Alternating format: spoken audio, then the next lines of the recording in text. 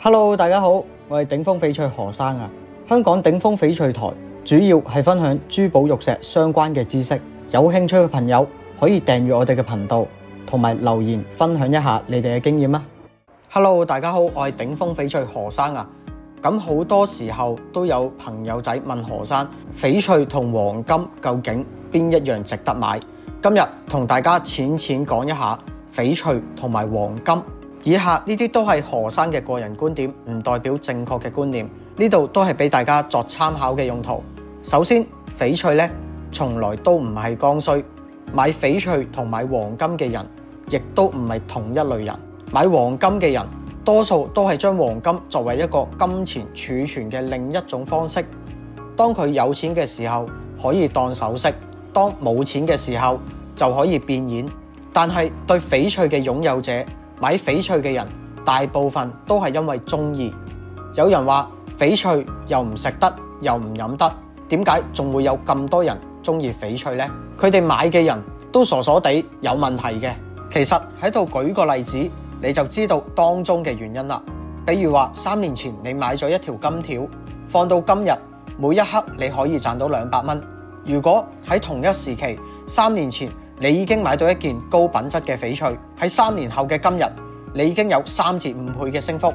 黃金同翡翠分別在於一個係你嘅逃生通道，一個係你上升嘅通道。事實上，當你買得起翡翠嘅時候，你其實都唔會缺黃金噶啦。有句說話講得非常之好，黃金有價，玉無價，並唔係話玉唔值錢，而係黃金每日都有國際定下嘅一個金價，你一睇就明，升升跌跌條數好容易計。但係翡翠玉石帶俾你嘅情緒價值係計算唔到嘅。其實有個問題可以反問翻自己，中國人點解咁中意翡翠，拎玉石當全家之寶，而唔係用黃金當全家之寶呢？因為我哋嘅老祖宗從開始就認為玉石係有靈性嘅，佢包含咗我哋好多嘅情感。何生有其中一位玉友，佢嘅金器同翡翠都有，但係佢平時戴得最多嘅係翡翠手鐲。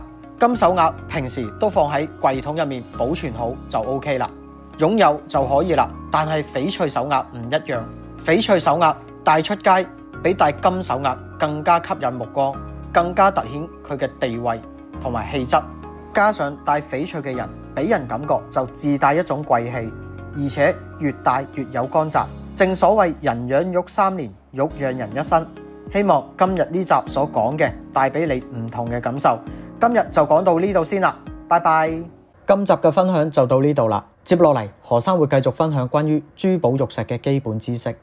記得關注同埋俾個 like 我哋頂峰翡翠啦，拜拜。